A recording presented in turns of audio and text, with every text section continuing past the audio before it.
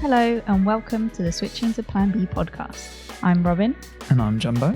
And today we'll be reviewing the Saudi Arabian Grand Prix. Tires are okay for Plan B. So we start with quali, just because there's a few highlights. So Perez got his first pole. He did. And it's crazy to think it's taken him that long to get his first pole. I know, yeah. He's been there for so long. Yeah, I think they said it was like 11 years since his first debut, since his debut Grand Prix. So that's quite a long time, isn't There's it? a few records that he's beaten by, I don't know if you could say that. It's more like he's claimed them. I don't think he wanted them, did he? No, so he's the first Mexican to have a pole position. Oh, he wanted that one. Yeah. And then the one that he doesn't want, which is the one you mean, is the record of most race starts without a pole, which I think they said 211. I wanted to say it's like 256 or something like that. Oh, wow, okay. We really don't remember. I don't remember. It's in the 200s though. Yeah. With the previous one being Mark Webber with 209, you said. I think 109. 109? I think, yeah. Oh, wow. So Perez has done really bad. Yeah, I think it's 109. I mean, at least he got one because there's some race drivers that haven't even got a pole. So some drivers that don't even have a podium. Bless little Hulkenberg. I know. Hulkenberg. I still love that. So moving on from there, we've had some disappointments, I would say. I'm not bringing up everything from quali. Just Hamilton P16. Yeah, big shock. That car looked awful. It looks so bad. I mean, especially because Russell was P5. Yeah, but I don't know. Like a lot of people going, Lewis isn't that good or whatever. Just showing that he has to be in a good car or whatever. I don't buy that. Something's not right with that car. No. And if you see in the race, he climbs back up positions. So it's not about the car. It's not about the driver. I think it is the car just. He just couldn't get it together. No. Yeah, I couldn't. When you looked at it, and everyone was saying it, there isn't really a mistake there. No. So it was just a bit strange, just very un-Hamilton-like. But look, everyone's going to have bad days. So just a bad day. And they're probably in a lot of pressure as well, trying to get the car to work, and just overworking also can be like a... Yeah, I think overthinking it. I think he was a bit shocked. Wasn't it something like they said 7/10 in the first sector down on Russell? Yeah. Like that is massive amount of time. His radio was like, really? Yeah. The other thing was a big crash by Mick. That was a scary one. It was, yeah.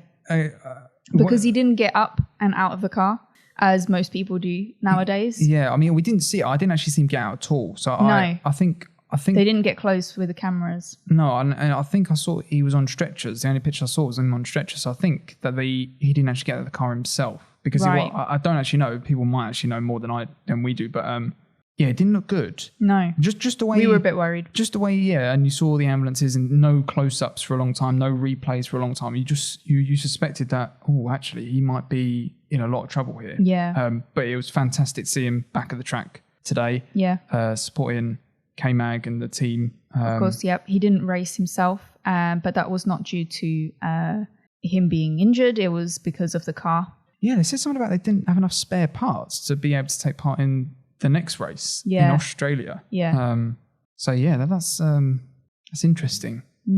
Also, I'm not sure after that bigger shunt if you'd want to get in a car in the same race, at the same track. Circuit, also, he went off last year and had a big shunt as well. So mentally, I kind of think it was also the right decision as well.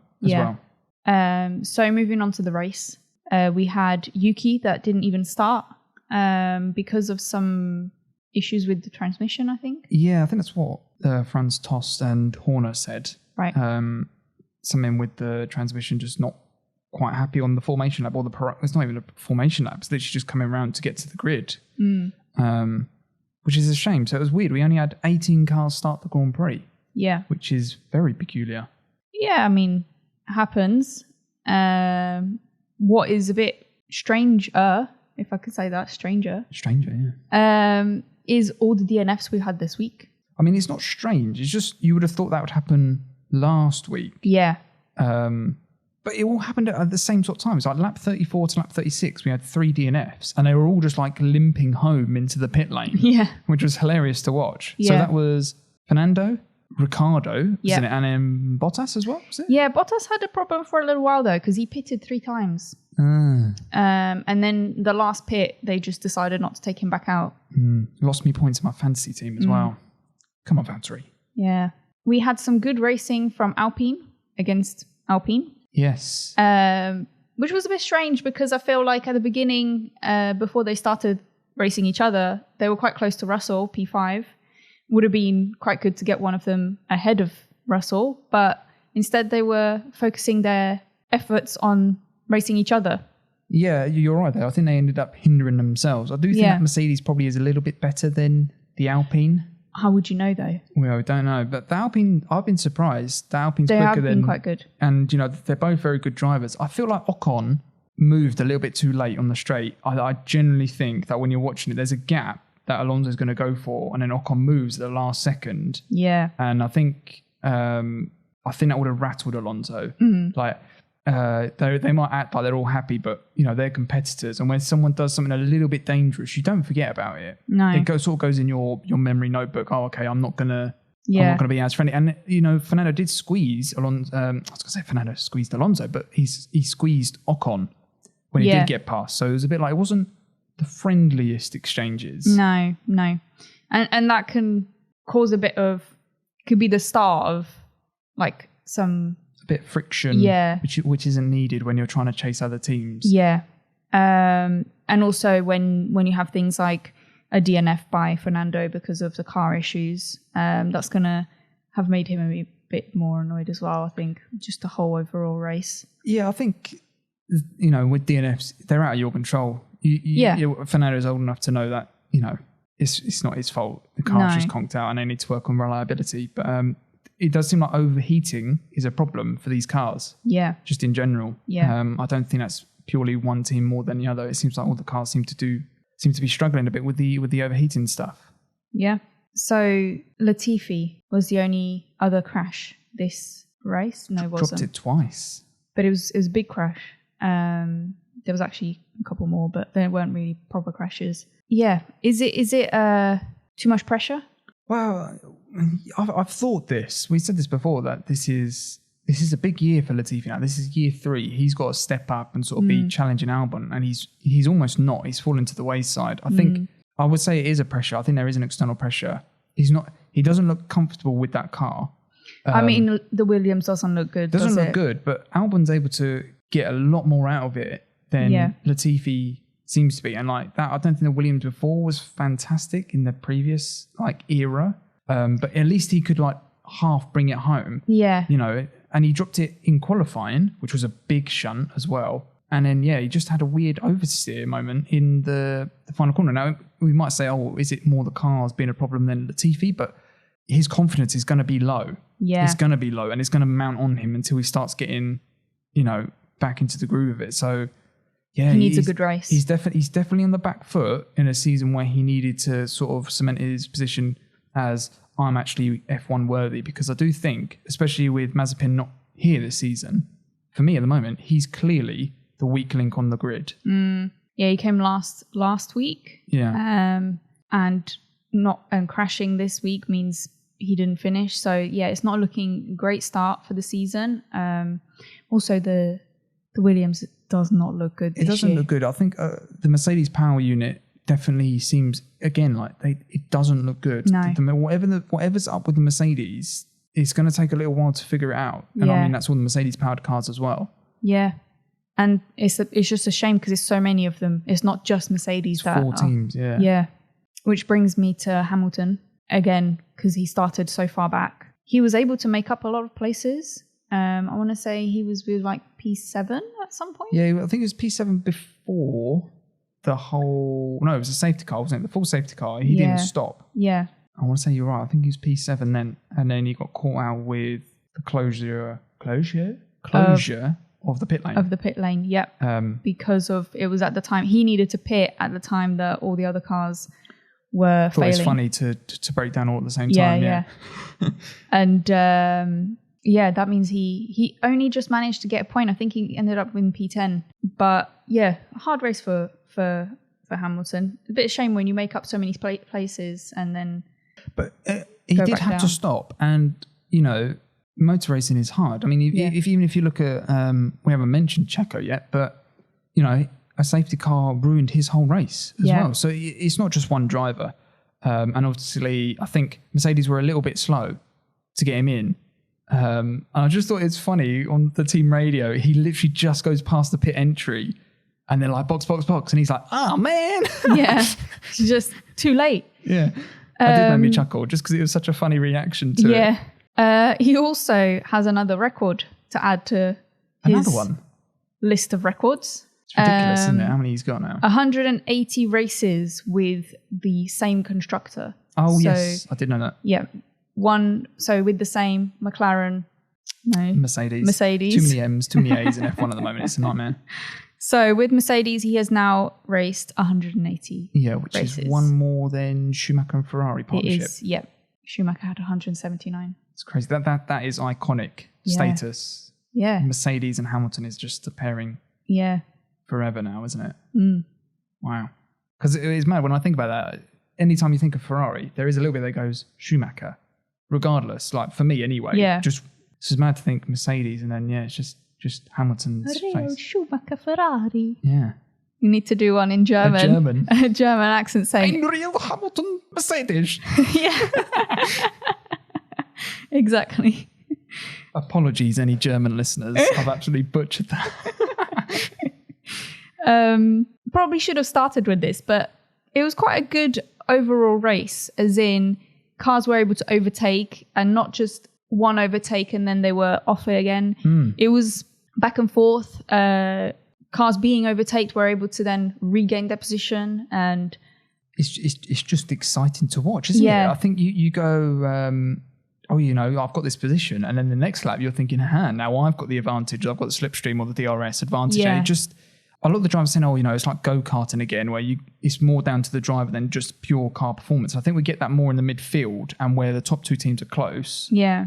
Those two groups, you do get a bit of racing. I feel like Mercedes is in a weird sort of no man's land, because Russell I didn't think I saw him once this race. He said he had his own race on his own. Yeah. It was a bit...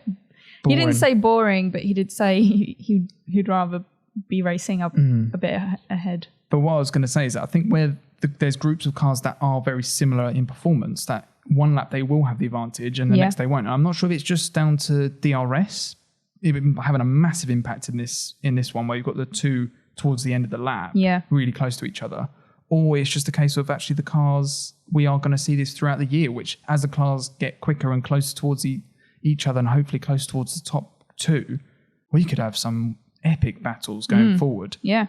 And we saw today with Max and Leclerc, you have to be kind of clever where you want to overtake people, which was quite interesting to see. This battle, it makes me laugh because Charles is so calm and smart with what he's doing that he just makes Max look a little bit like an impatient child sometimes. Like Max is very whingy on the radio. You don't hear a peep out of Charles, or at least coming through the footage anyway. Yeah. Charles is going, I'm not going to let you have the DRS, getting in his head a little bit. Yeah. He's crossing the white lines and all that stuff. And I was just thinking, it's like the two totally different ends of the spectrums. One's calm and in control and just plays the long game, and Max is super aggressive, has to have it now, goes for it. And both of them it's so great to see them just go at each other.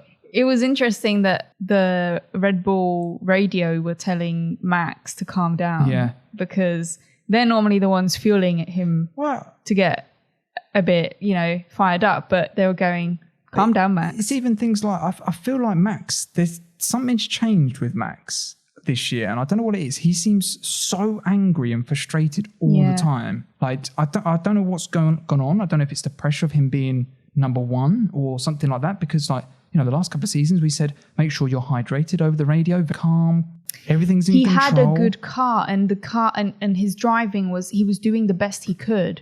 I'm not sure he feels, this is just speculation, but I'm not sure with the cars being the way the cars are, he probably doesn't feel 100% comfortable with the car. It's funny you mention that, because one of the reasons why they say they reckon Checo put it on pole is because the car is more understeery. It's more of an understeery car. Right. So it doesn't... Max always preferred an aggressive, get the car turned in, and he'll deal with the car trying to spin round on him. Yeah. And that's how he drives. So the fact that they're saying that actually the car's more understeery, where it's not really wanting to turn in as much, and the rear's more stable, that's why Perez was better with it, because that doesn't suit Max as much. No. So whether they're going to try and change that and go more towards Max, so they can get the max out of Max, I was going to say, but excuse the pun. It'll be interesting to see what they do, because that, for me, that car at the moment, and maybe that is why. That's a good point. Maybe because he's not fully % or 100% happy with the car. Yeah. Maybe that's why he's not the performing frustration. the frustration. Because he probably feels that he could be doing better, and not doing better is frustrating him. I don't know. It's going to go sour, this relationship, though, because this is how Lewis and Max were initially. When Max was coming through and Lewis was a bit like, it's fine, you've got sort of a little bit distance. And then as that Max got closer and closer to Lewis, the friction happened, and in Silverstone and all that. Max and Charles will clash. Yeah. It's going to clash at some point, because if we're getting this every race, they're going to go over the mark at some point. They were close today with the locking up on the DRS line. Yeah, yeah. Because that technically is clever, but that is dangerous driving. What if like Sainz or Perez was right behind him and wasn't expecting them to slam on the brakes as much as they did? Do you see what I mean? Like, exactly. Anyway, I'm enjoying it at the moment. I think it's a great little battle that I want to see just keep going. So we had end of the race. Stroll, it didn't look like he gave Albon enough space and kind of just turned into him. It's I know it could probably be described a bit better, but that is kind of what I saw. I'm pretty sure it was turn 1, wasn't it? And I think Albon had DRS down the main straight. The way how I saw it was that Albon was, the new rules state that if you're alongside a car, you have to give him space. Yeah. So for me, Stroll, he would have seen him in his rear view mirror, and the team would be letting him know Albon's got DRS and all of this stuff. So there's no way that Stroll doesn't know Albon's coming. Yeah. He's moved far enough over that he would have seen him in the mirror. Why did he just turn in on him? I don't know. What I don't get is why has he not given Albon space? Because even if he's in front, Albon's still got to do a lot to make that move stick. Yeah. But you have to give him space. You've got to finish the race at the end of the day. Yeah. Yeah. And I don't think that just him giving space, it's not like he needed to give so much space that Albon then runs away with it. He just needs to give enough so they don't crash. Yeah. And where else is Albon going to go? He's not. As soon as Albon's committed to that line, Stroll has to give him space. Yeah. That's basic racing. You have to give each other space because you've got to think of the long term. You've got to get over the line. Yeah. You know, you don't get any points for doing 49 out of the 50 laps today. No. So, and then he annoyed me a little bit because then he was on the radio. They're all like this, so you can't just pick on Stroll, but he was saying he's a blooming idiot or whatever for turning. He didn't give me... something like that. And I was thinking, no, Stroll, you've turned it was my line or something like that. I don't know what he said, but he was complaining about something, which then made it a yellow flag. Yes. And there is some investigations on some of the drivers apparently didn't brake enough or didn't brake. Slow down enough. Yeah. So we've got K-Mag, Perez and Carlos. Currently under investigation. But the other thing I was going to say about that is that, yes, they're under investigation and we're not sure what's going to happen, but it also ruined a little bit the end of the title. I was going to say title fight. I was getting a bit ahead of myself there, but the race win battle, because I think it was 2 laps to go, and then, you know, Leclerc couldn't fully attack Max on going into turn 1 or something because there was a yellow flag, which is a little bit annoying. So, yeah, a bit disappointed. We couldn't get them going at it all the time. And I mean, they were already pushing so much that it was a bit disappointing because Leclerc was winning for most of the race. Just going back to the possible penalties, or they're going to see the stewards, those 3 drivers, from the onboards that I saw, it looks like they all slowed down the same amount. But if that's not enough, then they'll all be penalised. And if that's Sainz and Checo, they're not going to be penalised enough to make them lose positions, I don't think. No, because Russell was so far back. Yeah, but even so, like if Sainz gets a penalty, so will Checo, because they've done similar sort of things. Yeah. So they're not going to swap positions at all. No. And I think Magnussen was 6 seconds ahead of Hamilton. So unless they're giving out like 10-second penalties, I don't think it's going to affect the result at all. No. But maybe it's just bearing in mind for next time. Yeah. Yeah. And I guess there were my only notes, but then you mentioned earlier we didn't talk about Perez. How did we forget about Checo? I don't know. It's not that we forgot about him. It's just so much else happened. So he started on pole and was doing quite well. pitted on lap 15. Yes, because of a Ferrari, they said bluff. box to Ferrari. Yes. And Leclerc stayed out. It was even better than that. They said box to overtake. And Red Bull, I think, bit so hard. Yeah. Ferrari, I don't know what's happened. They've obviously had like poker lessons or something, or strategic lessons. So, yeah, they have because had lessons. Whatever's happened, it's like, seriously, someone's gone Mercedes. They're the new Mercedes. They are. Yeah. They're really on it. Their pit stops are quick. Their strategy's on it. Their drivers are driving out their skin. Mm-hmm. Like, it's so weird to see. I'm pretty sure that someone has literally given all of Mercedes power to Ferrari almost. Yeah, It's weird, isn't it? Because they're really on it. And Mercedes bit so hard. Red Bull bit so hard on that. They did, yeah. And it's just unfortunate for Checo. You've got because to feel it sorry was for him the a little same bit. lap that he boxed that Latifi crashed. Yeah. Which, that's just unfortunate. Yeah. No, they weren't gonna know. It's always a Latifi crash as well, wasn't it? The end of last year was a Latifi crash. There was, yeah. But anyway, and then he came out, I think he had third, or was going to have third, and then he wasn't actually behind Sainz on the safety car line. Yeah. And then he had to give that position back. And I feel like it almost like it demotivated Checo to a point where he almost just went, I can't do anything. And I don't know, maybe it didn't. I mean, these are racing drivers. They're not normal human beings in terms of their mentality and stuff, I don't think sometimes. But, yeah. I reckon he would have still been fighting because I think they were saying he was getting quite close to Sainz by the end of the race. But he's still 2.8 seconds behind him at the end of the race. Yeah. And bearing in mind that, like... Yeah, that's not enough to overtake. I think Checo had pace this weekend. So it is, and he was 2 seconds ahead of Leclerc, or nearly 2 seconds ahead before that pit stop happened, I think, or 1.7 or something. So, you know, like he had pace, and it almost like, I don't know, he just almost went, a bit, it's almost like a Bottas characteristic. When something bad happens to Bottas, it almost just like... He just gives up, yeah. Yeah, not gives up and rolls over, but their pace just goes. Yeah, he just sticks to that position. Yeah. And doesn't really do anything. Which I thought was a bit of a shame for Checo. I yeah, kind of would have been nice to see him.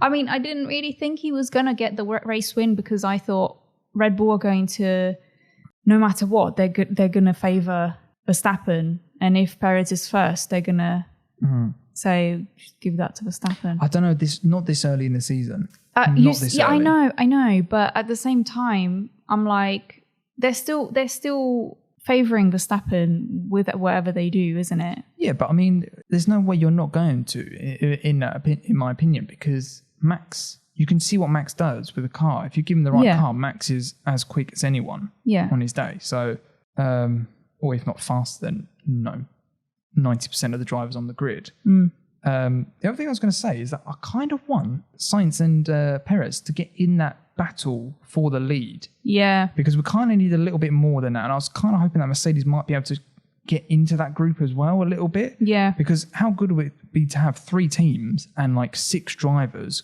all going at each other? Yeah. Like Russell and Hamilton in that as well would be mental. Like, you know, a 6-way battle for the race wins every week would be amazing. Yeah. And I generally, the way the cars are racing and they are all very good drivers, I can't see why it wouldn't happen. You just need to give them a track and give them similar cars, and I think similar performing cars, and I think we will get an unbelievable battle each race. Yeah. So literally just looking through the grid just to make sure we haven't missed anyone out. So Verstappen P1, Leclerc P2, Sainz P3. Pretty solid podium. Perez P4, Russell we talked about in P5, sort of in his own sort of land. Ocon P6. Now, he had a good battle with Alonso we talked about, but also Norris on the last lap. Yeah. But they were very close. Actually, about a 1/10 of a second between them going up to the line. I think Ocon said he learned from his battle last year with Bottas. Yeah, he sort of just got the DRS, I think, and just managed to keep enough battery. But yeah, that was pretty good for him. That Alpine looks quite quick. Also great to see McLaren back up in the points. I thought they were going to be way down there again. Yeah. You know, Lando picking up some, I think it's 4 points there. 6 points, sorry. So that's a good chunk of points from a terrible weekend last time. Yeah. Gasly P8. Again, I don't think I saw much of him. Just went backwards at the beginning of the race and then sort of came back through. Yeah. K-Mag P9. 1 place gain from qualifying P10. Was on alternate strategy with Lewis. Lewis P10. Tough weekend for Lewis. But still managed to get points. He always does. He always does, yeah. He always does somehow. It's crazy, really. Zhou Guanyu.